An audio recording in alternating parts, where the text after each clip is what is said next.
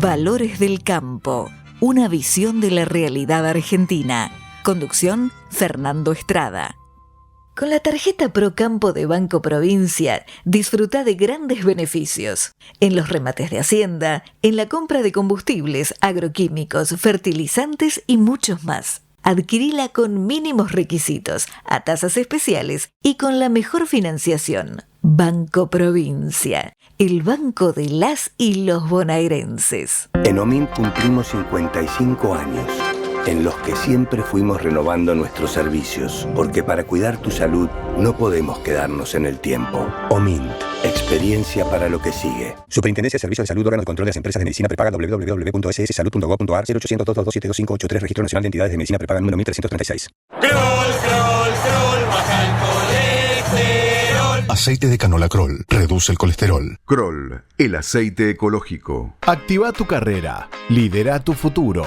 En Universidad FASTA, elegí entre más de 30 carreras online diseñadas con innovación y trayectoria académica. Inscribite hoy y accede a importantes beneficios en la matrícula. Ingresa en www.ufasta.edu.ar/distancia. Universidad FASTA, conectando con tu futuro. ¿Cómo están, queridos amigos de Valores del Campo? Miren, les voy a hacer una evocación histórica. Tengo acá la fuente, pero no voy a ir al papel. De todos modos, es un historiador, Lester Brown, de los temas ambientales, que explica cómo la civilización maya duró casi 1000 años, pero su último siglo fue un desastre tal que terminó extinguiéndose. La población emigró, los restos de población que quedaban emigraron, dejaron esas pirámides que son un magnífico elemento para el turismo en la actualidad, y dejaron también un misterio de por qué esa extinción. Me parece que, de acuerdo a este autor, Lester Brown, ya no es un misterio, sino que se sabe que en los últimos tiempos de esta civilización se produjo, junto con el crecimiento de la población, que luego se redujo como consecuencia del hambre, hubo una sobreexplotación de la tierra, hubo una conducta irracional con los sembrados, con el uso del agua, y el resultado fue que los suelos no produjeron más, en pocas palabras. Esa es la clave de la desaparición de la civilización maya. Pero hay otros casos, más o menos contemporáneos, pero más conocidos por nosotros. El Imperio Romano. El Imperio Romano tenía como una de sus fuentes de provisión de cereales el norte de África. Y también en el norte de África se trató tan mal a la tierra que hoy en día es una zona que necesita importar la mayoría de sus alimentos, desde luego incluidos los cereales. Más al sur de esa zona, en el Sahel, la situación actual está indicando un proceso muy semejante de retroceso de las posibilidades de uso de la tierra por agotamiento de los suelos. Y eso no nos podría pasar a nosotros como les pasó a ellos. No es un tema tan peregrino. Es algo para tomar muy en consideración. Acá ya lo hemos tratado otras veces y hoy vamos a insistir. Y otra vez tenemos la visita del ingeniero Roberto Casas, que ha sido director del Instituto de Suelos del INTA, ha sido también director del Centro de Investigaciones de Recursos Naturales, igualmente del INTA, es miembro de la Academia Nacional de Agronomía y Veterinaria, y es director del Centro para la Conservación del Suelo y del Agua de FESIC, que es la Fundación para la Educación, la Ciencia y la Cultura. ¿Cómo le va, Roberto? Bienvenido al programa. Muy bien, Fernando, muchas gracias y gracias por la gentil invitación. Por favor. Y yo he hecho este recordatorio, no para asustar a nadie, sino para plantear una situación que, en fin, en el curso de los tiempos se ha repetido muchas veces. Nosotros acá, en la Argentina, tenemos gran cariño, respeto y admiración por nuestro suelo, pero no sé si lo tratamos tan bien, ¿no? Eh, Siempre la naturaleza nos cobra el maltrato. Eh, Eso ha sido una constante a lo largo de la historia y lo hemos visto también en nuestro país, en menor medida, en menor intensidad, pero es prácticamente lo mismo. Bueno, podemos referir un rato a ello. Eh, Nuestros suelos, en general, han sido maltratados. Producto de ello, llegamos a un valor de erosión de alrededor de 100 millones de hectáreas. Este valor siempre lo menciono porque es muy importante. El país tiene 280 millones, de las cuales 100 millones tienen algún grado de erosión hídrica en un 60% y en un 40% de erosión eólica aproximadamente. Pero hay otros procesos también degradatorios. Siempre mencionamos la erosión porque es el más grave. Cuando el suelo que se pierde es un suelo que no se recupera. Pero también la pérdida de fertilidad, los problemas de densificación, compactación, alteración de los ciclos hidrológicos, salinización, forma parte de este conjunto de procesos degradatorios que, digamos, cobran importancia por el mal uso que hacemos de los suelos. Y fíjese que este tema tiene importancia a nivel nacional, que es lo que uno ve cuando recorre las áreas productivas, pero ya en el mundo existe una preocupación muy grande. Fíjense que en este momento la población mundial es de alrededor de 8.200 millones de personas. Pero se estima nomás que para dentro de 30 años vamos a ser aproximadamente 10.000 millones de personas en el mundo. Y ya un 33% de las tierras productivas en el mundo están degradadas. ¿Qué quiero decir con esto? Van a faltar alimentos en el mundo.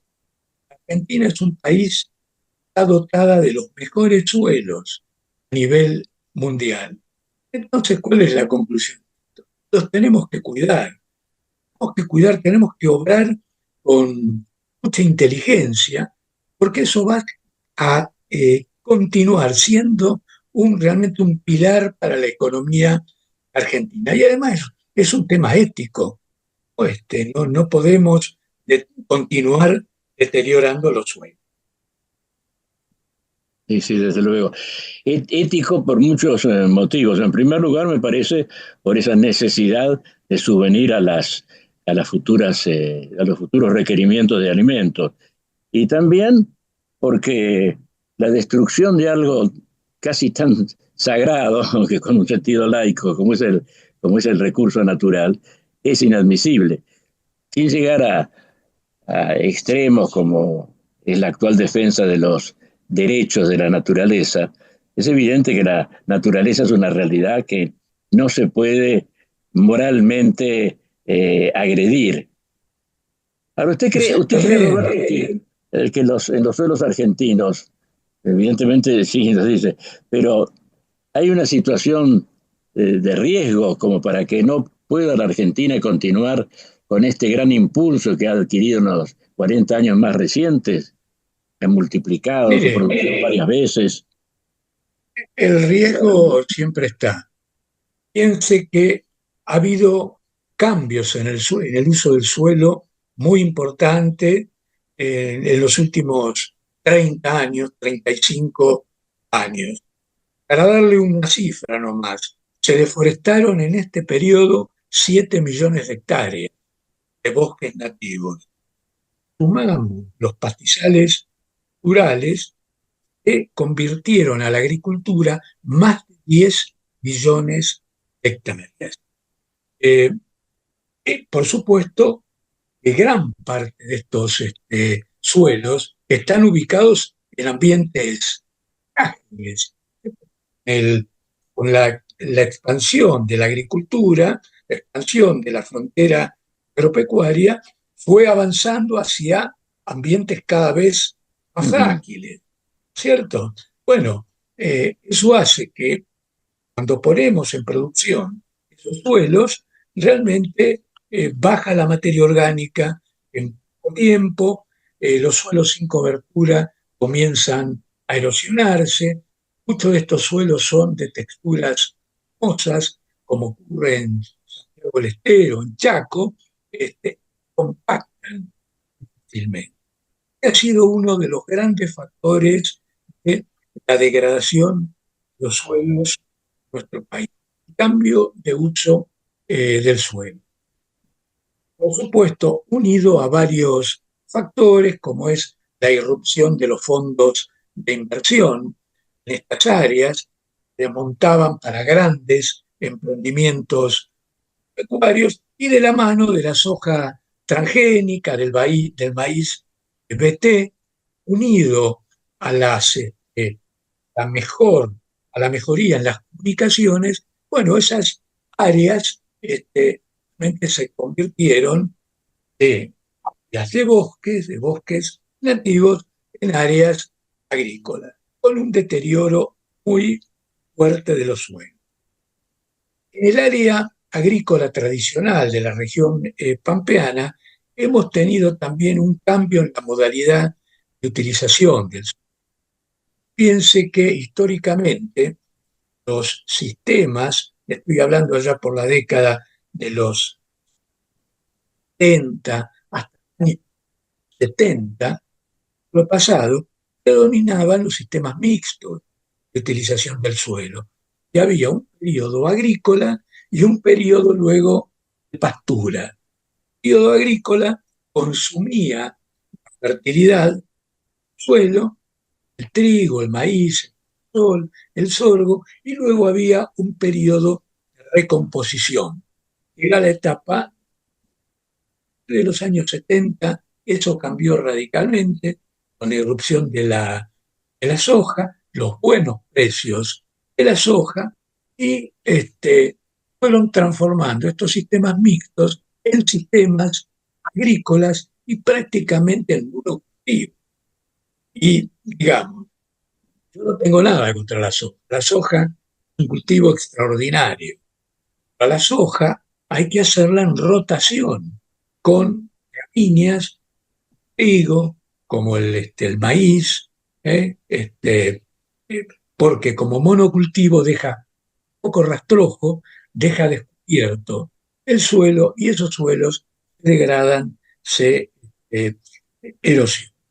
Y el otro factor, muy fuertemente, la degradación de los suelos, es el sobrepastoreo en regiones secas.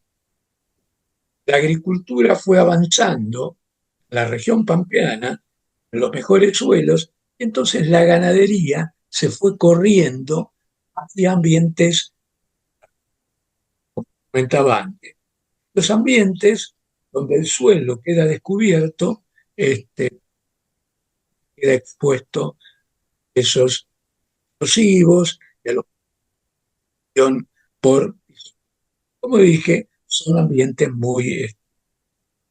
Hay otras causas de la degradación, pero yo diría básicamente el cambio de uso del suelo, la falta de rotación, el sobrepastoreo, podríamos decir que son los factores que más han influido en la degradación de los suelos productivos. Es decir, es un diagnóstico esto que ha hecho. ¿Y qué remedio hay para estos males, si es que lo hay? Sí, realmente hay, digamos, hay soluciones. Le comento que la aplicación de buenas prácticas es uno de las soluciones que estamos viendo. Fíjense que en el año 2019, justamente la FECI hizo un estudio muy importante junto con gente de Quinta a nivel nacional y publicamos el Manual de Buenas Prácticas para la Conservación del Suelo y del Agua, donde participaron 208 referentes de todo el país, del sector público y del sector privado. Y se lograron describir 214 prácticas en todas las provincias argentinas. Estas prácticas las aplicamos en prácticas para el control de la erosión, en la siembra directa, fertilización, gestión de pastizales, sistemas silvopastoriles, manejo de áreas deprimidas, cosecha de agua y control de la salinidad. O sea, con esto le quiero decir que ya se conocen cuáles son las buenas prácticas que hay que aplicar para el manejo de los suelos. Lo que tenemos que hacer es tener políticas a nivel de provincias, a nivel de nación, que estimulen justamente la aplicación de prácticas. Hoy, por ejemplo, para... Sí, perdón. No digo usted. No, para que tenga una idea, se están aplicando prácticas para el control de la erosión hídrica, razas con contorno, canales de guardia, sobre alrededor de 2 millones de hectáreas en la provincia de Buenos Aires, en la provincia de Entre Ríos, y en la provincia de Córdoba. Se están aplicando la siembra directa de alrededor de 23, 24 millones de hectáreas a nivel nacional. Gestión del pastizal natural se está efectuando sobre 19 millones de hectáreas a nivel nacional. Temas silvopastoriles, 7 millones. Es decir, con esto le quiero decir que ya se están aplicando, se ha avanzado en esto, pero todavía nos falta mucho camino por recorrer. Claro. Sí, de acuerdo a lo que usted viene diciendo, hay varios factores para el deterioro de los suelos. Uno, el mal uso de ellos, pero luego tenemos la erosión eólica y la erosión hídrica, que me parece son más difíciles de enfrentar, porque los buenos usos que acaba de mencionar, que me gustaría que nos extendiéramos sobre eso, los buenos usos para la tierra, evidentemente mitigan o resuelven buena parte de estos problemas. Pero ni los vientos ni las aguas son muy controlables. Todavía aquel libro de Florentino Meguino del siglo XIX sobre las inundaciones y el ciclo de las inundaciones y las sequías, eso se mantiene, no solamente se mantiene como problema, los intentos de soluciones que se han hecho pronto cansan a la gente y se recae en el mismo problema. Estoy pensando en los canales que recomendó Meguino. Después de un tiempo, cuando no han hecho falta, se empieza a sembrar en eso, se hace una cantidad de actitudes, se toma una cantidad de actitudes altamente negativas. En ese sentido, ¿cómo se puede encarar con una política hídrica, eólica ni me la imagino, pero cómo se podrían encarar estos factores de destrucción de los suelos? Mire, usted comentó justamente los principios que tenía Meguino en su libro Las secas, las inundaciones en la provincia de Buenos Aires. Y cuando uno indaga en la historia, tanto en lo que decía Meguino como lo que decían nuestros maestros de la conservación de suelos, como el ingeniero Prego, el ingeniero Quevedo, el ingeniero Ipuchaguerre, el ingeniero Molina, en la Facultad de Agronomía, todos los principios que se están aplicando ahora, conservar los suelos, ya nuestros maestros los comentaban, los experimentaban, los difundían. Yo le quiero decir que en realidad, vamos a los guionistas, no hay nada nuevo bajo el sol. Sí le fuimos agregando tecnología. agricultura de precisión, las imágenes digitales, en fin, todas las nuevas tecnologías que tanto nos ayudan hoy para manejar bien los suelos, pero en realidad los principios son prácticamente los mismos. Muy importante para controlar la erosión, planteaba, mantener la cubierta del suelo. Al suelo hay que mantenerlo cubierto, tanto para controlarlo de la erosión hídrica como de la erosión por viento o la erosión eólica. Por eso hablamos de que las estrategias para el cuidado de los suelos deben basarse en modelos de intensificación.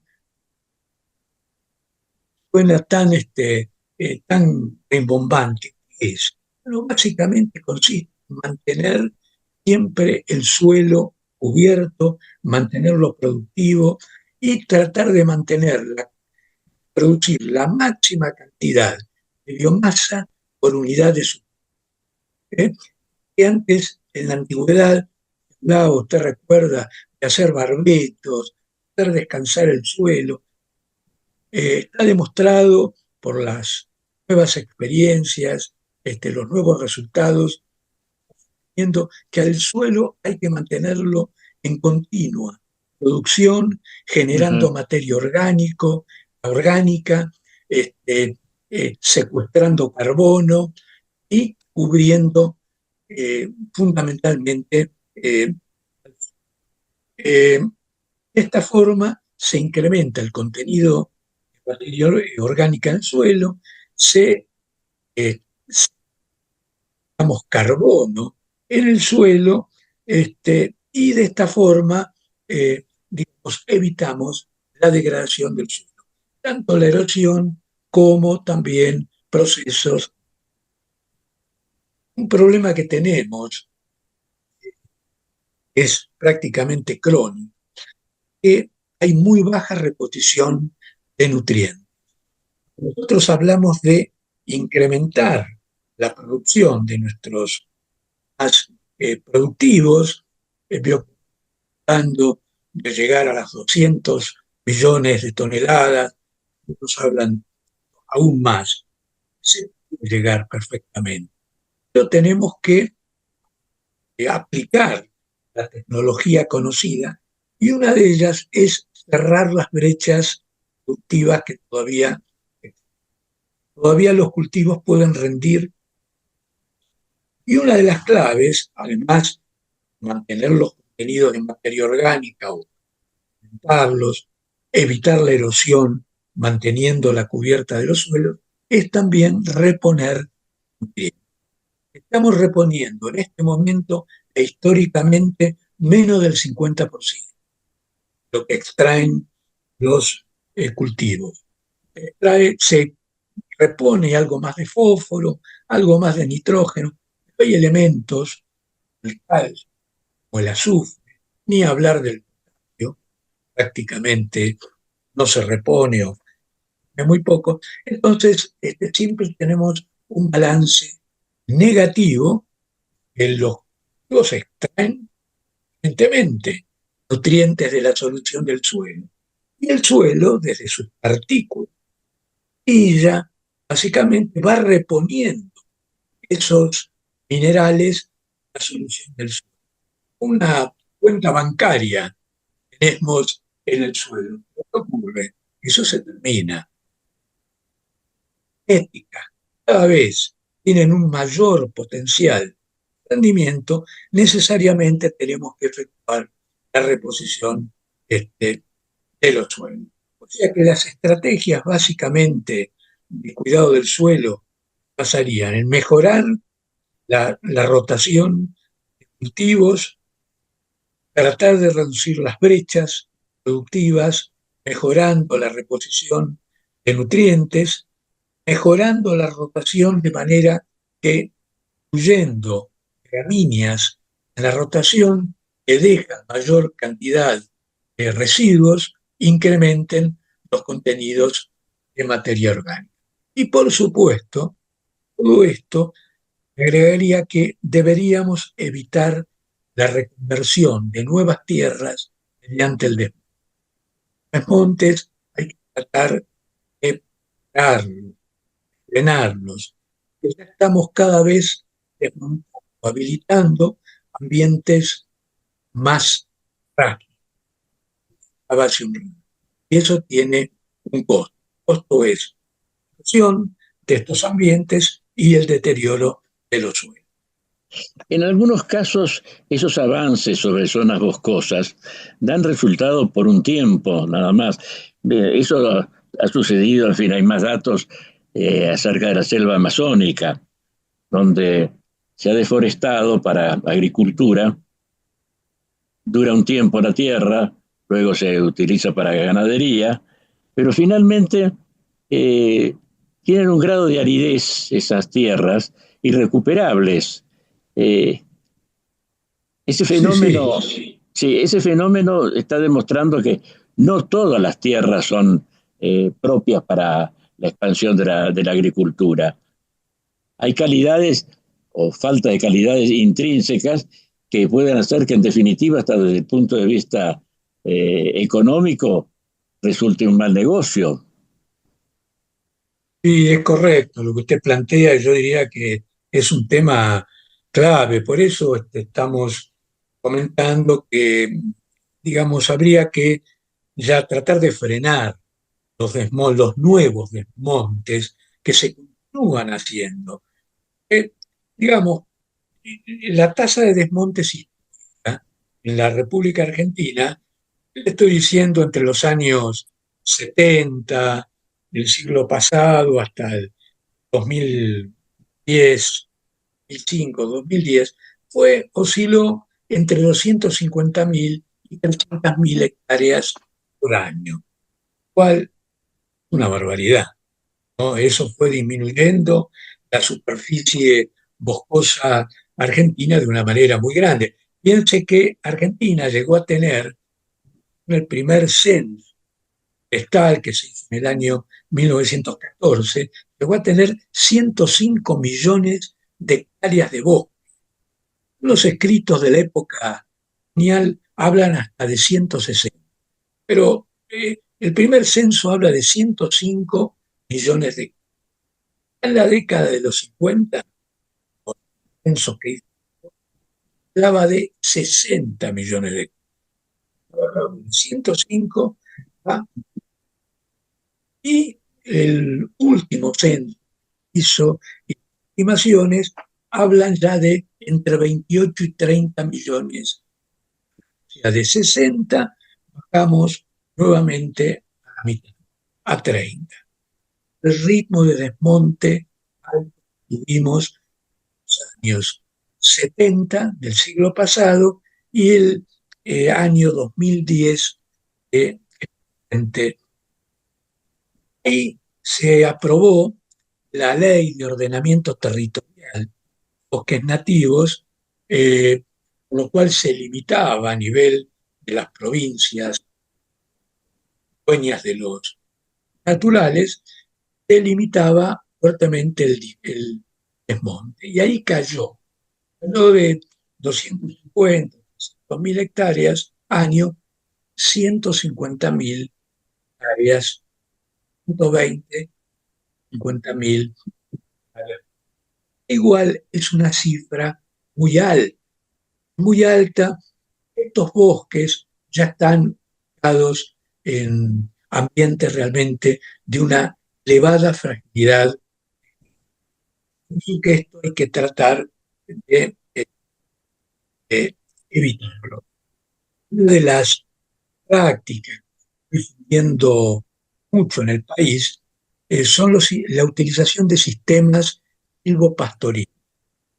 Esto es una solución, yo diría, muy interesante, muy importante, para aprovechar con ganadería los bosques nativos, sin necesidad de desmontarlos. Estos son sistemas dados, estos capturan carbono, capturan agua también, porque está el bosque, están las las naturales privadas también, y pueden dejar una renta muy interesante para la explotación ganadera. Entonces, nosotros decimos que el bosque hay que mantenerlo, hay que mejorar incluso, y estamos proponiendo la utilización del pastoril, que es un sistema sustentable, la utilización de los bosques nativos. En este momento ya hay alrededor de 7 millones de hectáreas en las provincias de Río Estero, Chaco, luego en Formosa y también en Patagonia, que están bajo este sistema de utilización. Y creemos que es un sistema que Está destinado, en primer lugar, a la preservación de los suelos. Y en segundo lugar, desde la perspectiva económica, el rendimiento de la ganadería establecida sobre esos suelos. ¿Es interesante, es importante o implica una reducción respecto de las posibilidades especulativas que suelen llevar a estas situaciones desgraciadas del agotamiento de los suelos? no, eso yo hablo de que es un sistema, es un modelo dado y sustentable. ¿Por qué? Es estable en el tiempo, se mantiene en el tiempo. Cuando yo desmonto, hago tala rasa del bosque, lo planteo hace un rato cuando hablaba, digamos, de los Amazonía y de las regiones tropicales y subtropicales. Yo cuando desmonto, siembro un cultivo o hago una pastura, tengo un rendimiento alto. Pero ese rendimiento no se sustenta en el tiempo, en esas tierras. Justamente esos ambientes son muy frágiles. Problemas, digamos, de humedad, de utilización de la agua, generalmente tienen problemas de sales en profundidad. Al ser ambientes secos, las sales no se lavan. Realmente, entonces, cuando yo lo utilizo en la agricultura, remuevo ese suelo y elevo parte de esas sales y además se en la materia orgánica. Tenemos demostrado en nuestro Chaco y en las regiones del Chaco santiagueño, donde los rendimientos caen en 4 o 5 años, caen rápidamente porque se consume la materia orgánica del suelo y los rendimientos. Por eso que en estas regiones ya modelos sustentables de explotación de la tierra. Claro.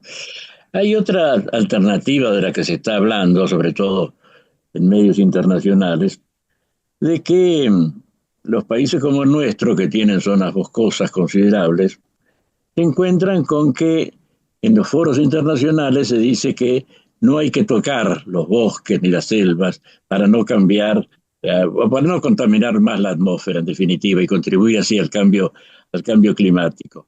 Y de allí viene este sistema de los bonos verdes, del canje en definitiva, el canje de naturaleza por dólares. Ahora, ¿cuál es la situación, a usted le parece, del productor argentino o el propietario de una zona boscosa en la cual no ha trabajado mucho? Él tendría derecho a decir, bueno, muy bien, puedo cooperar al esfuerzo internacional, pero con un lucro cesante para mí. No voy a utilizar estas tierras. Pero no me tendría que pagar a alguien por este esfuerzo que yo hago. Esos 300.000 millones de dólares de que se ha hablado, que son necesarios anualmente en la última conferencia de... Sí, ese es un tema clave y usted tiene... No tendría que recibir algo de ahí. Exactamente, le digo más incluso. Ahora se está hablando mucho de conservar la biodiversidad. Es realmente muy importante. La conservación de la biodiversidad del germoplasma, realmente que tienen estos bosques nativos, es realmente impresionante. Alguien tiene que pagar por eso. Es fácil decirle al productor, señor, no utilice más de sus bosques porque hay que conservar la naturaleza. Pero la realidad es que el productor tiene que vivir y obtener una rentabilidad también. De manera que lo que usted está planteando es correcto.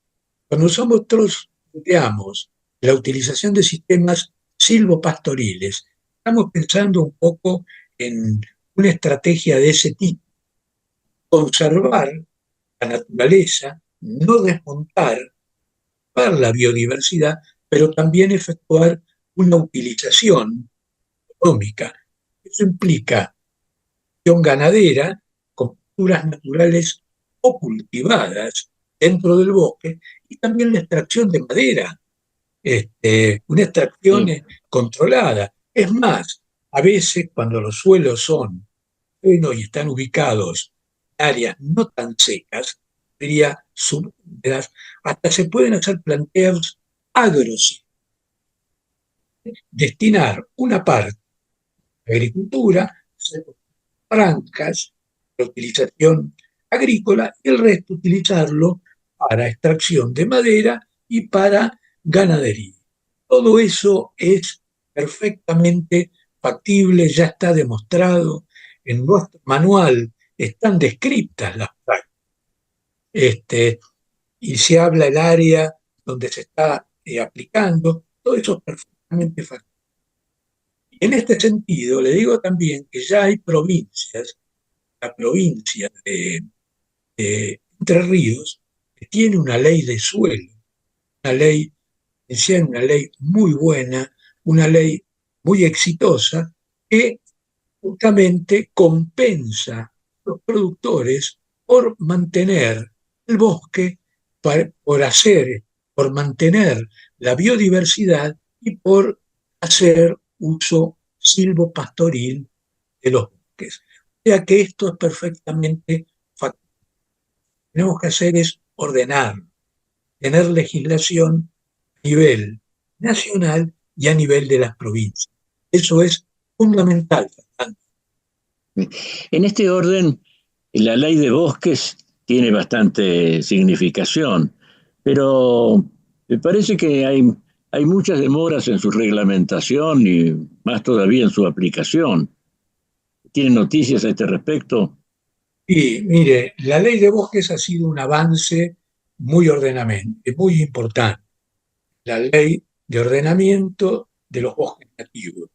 Lo que pasa es que, como todo instrumento relativamente nuevo, aunque ya tiene algunos años, no ha habido, digamos, ha habido criterios muy disímiles en, digamos, programar las zonas rojas, verdes y amarillas de utilización de los bosques.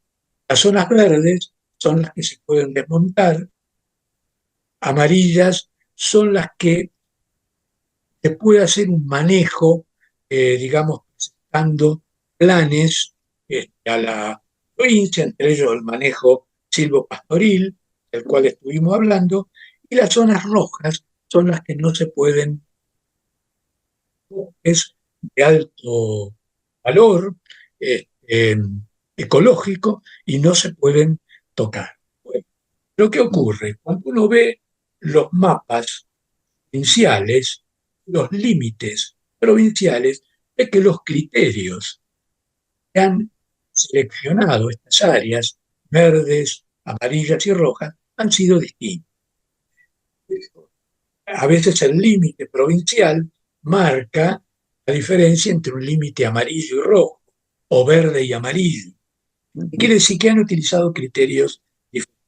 Bueno, todo esto hay que revisar, ¿cierto? Porque mientras se revisa esto y se sigue discutiendo, se sigue desmontando, y se siguen desmontando tierras, ambientes muy frágiles. Y esto se traduce luego en degradación y erosión de los recursos naturales y de uno de los recursos naturales más importantes, el suelo. Y muchas veces lo que se pierde, lo que se erosiona, no se recupera. En este orden de las medidas que se pueden tomar, hasta ahora parece que la más eficaz ha sido la siembra directa. Las explicaciones que daba usted acerca de la cobertura de suelos, todo eso tiene mucho que ver con la siembra directa. Así en general, ¿cómo puede considerarse el aporte de la siembra directa a la conservación de los suelos en la Argentina desde que se está aplicando este sistema? Miren, la siembra directa ha sido muy, muy importante. Importante porque ha plasmado los principios que sostenían los maestros, como comenté hace un rato, olvidé de mencionarlo al ingeniero Kugler, bien como uno de estos pioneros de la utilización de rastrojos, junto a Prego, a Quevedo, a Iputaguerre, a Molina, al ingeniero Molina. Ellos ya proponían la utilización de los rastrojos como forma de proteger al suelo. Incluso el ingeniero Kugler organizó una reunión muy importante en la Cuenca del Plata, la llamó Operativo Paraguas. Lo de Operativo Paraguas era poner una protección contra la lluvia de los suelos, ¿cierto? ¿Y ese paraguas cuál era? Los rastrojos, ¿cierto? Bueno, la siembra directa, que allá por la década de los 70 y principios de los 90, que justamente logró plasmar un sistema, digamos, de utilización del suelo, la utilización de los trojos para protección del suelo y aumentar el contenido de materia orgánica. Lo que ocurre, acá tenemos que hacer una aclaración que yo siempre la hago, digamos, en las charlas, en las clases, los alumnos. La siembra directa es un sistema muy eficaz cuando se hace con rotación de cultivo. Ajá. Justamente el principio de la siembra directa es mantener cubierto, generar materia orgánica para el suelo. ¿Eso cómo se logra? Bueno, utilizando gramíneas y leguminosas. Rotación. Fíjese que la siembra directa, en los años 90, hace con la rotación trigo, soja, maíz. Había una leguminosa que en la soja deja muy poquito rastrojo, ojo que se descompone muy rápidamente, pero había dos gramíneas, era el trigo y el maíz, que dejan mucho rastrojo, un rastrojo que perdura en el tiempo, que tiene mucha celulosa, mucha lignina, se mantiene sobre el suelo. Ahora, cuando entró a mejorar el precio de la soja, ¿qué ocurrió? Fuimos reemplazando la rotación trigo, soja, maíz por el monocultivo. ¿Y la soja qué ocurre? Deja muy poco rastrojo. El suelo quedaba desnudo. Entonces, el tema de siembra directa ya no funcionaba como... Lo único que hacíamos era sembrar una sembradora de siembra directa, pero el sistema ya no era un sistema de siembra directa. El sistema de siembra directa consiste en mantener cubierto el suelo con rastrojo.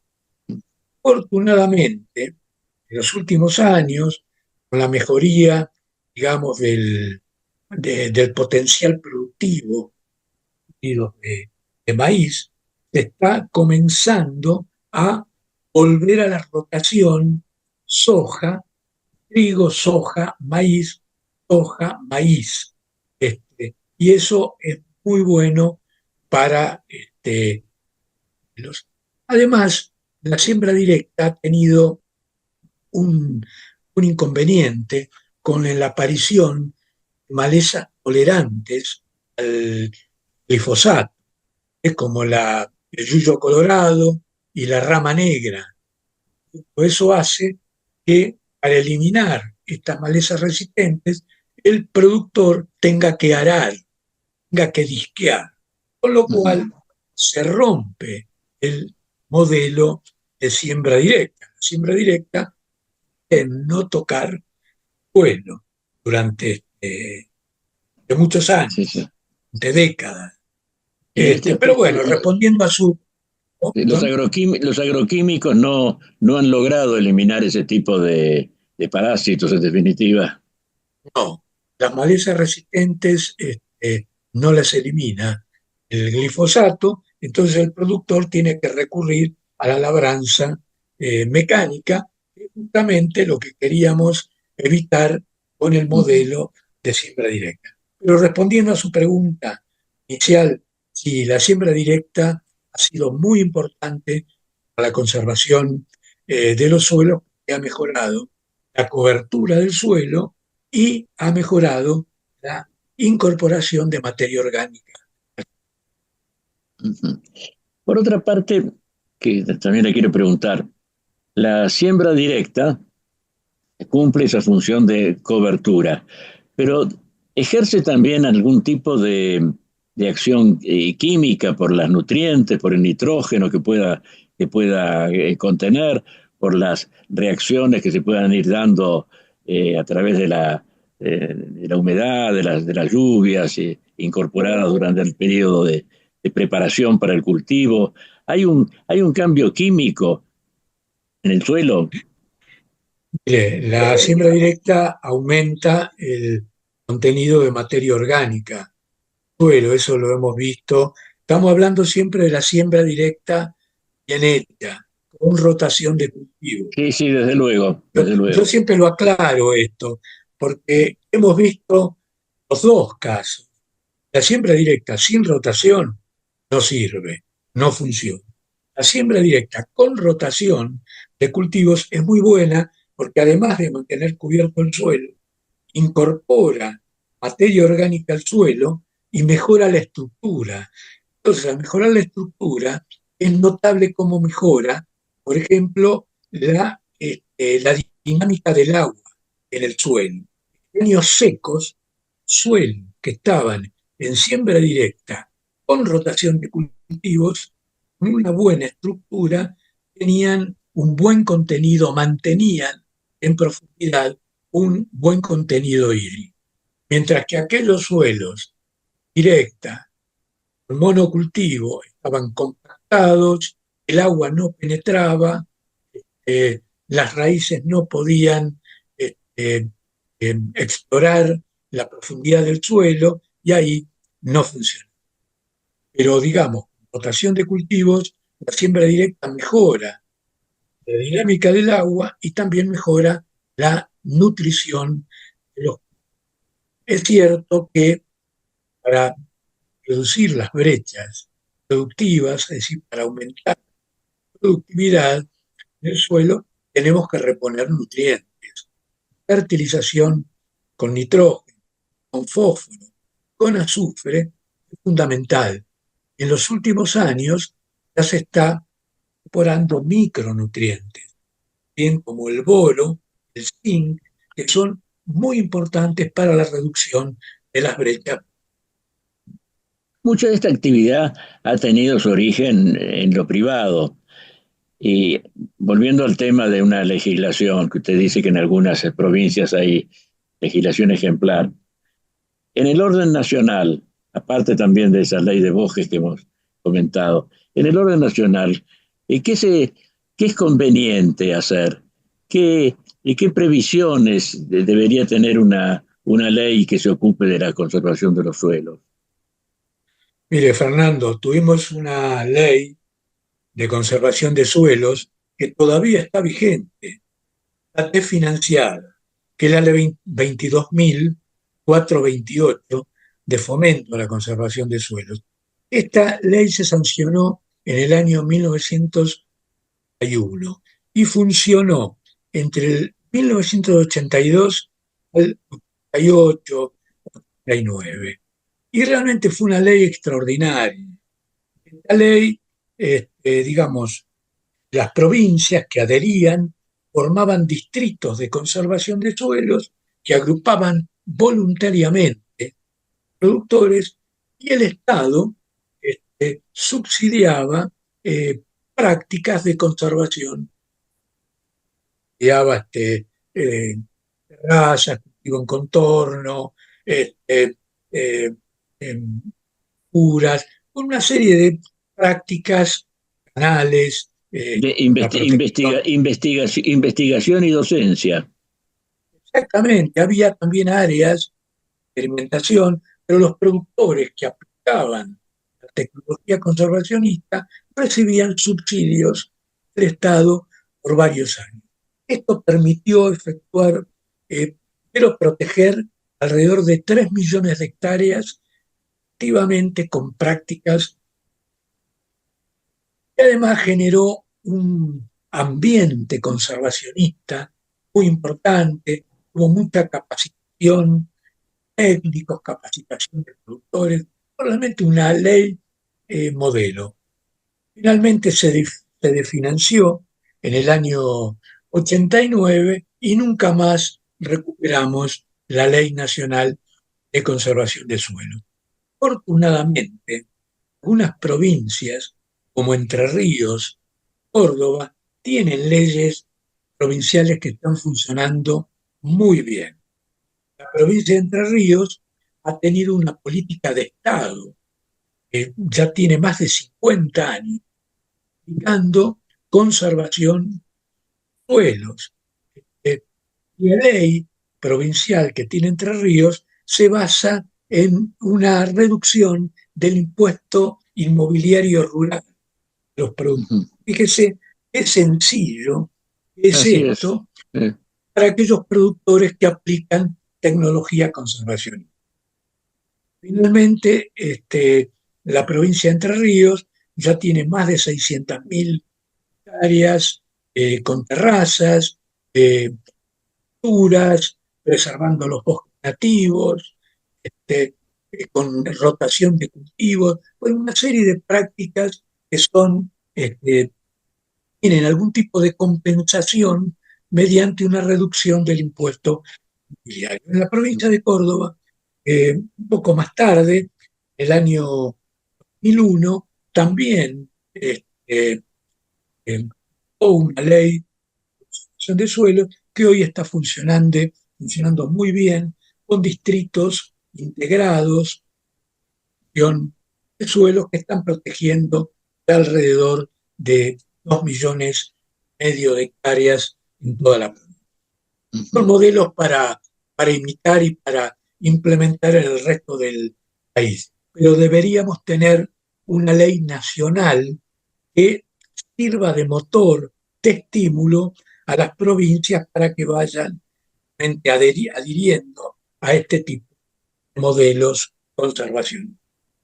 Y si se le restableciera su vigencia práctica a la ley que usted mencionaba, ¿cree que sería suficiente o ya ha quedado atrasada respecto de circunstancias nuevas?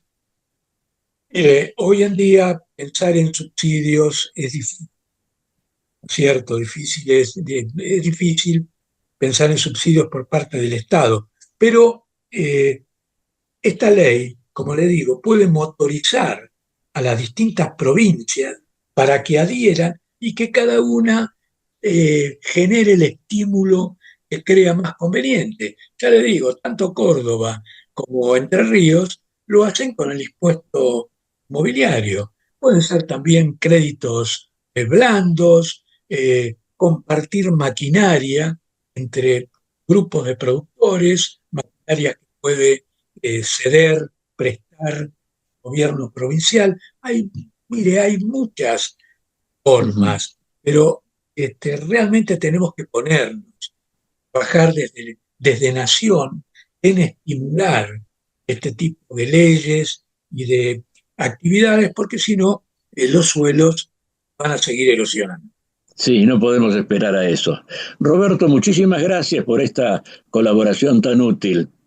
Digo colaboración no solamente con Valores del Campo, sino con todos quienes lo escuchamos, que debemos prestar una particularísima atención a este tema de los suelos argentinos. Muchas gracias a usted, Fernando, por difundir estos temas que realmente son tan importantes para el país y que cada vez se van a tornar se van a tornar más importantes por el rol que va a tener, que tiene, pero que va a tener especialmente la Argentina como país productor de alimentos. Gracias nuevamente, Roberto. Hoy hemos conversado con el ingeniero Roberto Casas y nosotros volveremos a encontrarnos en nuestra próxima edición de Valores del Campo la próxima semana. Hasta entonces.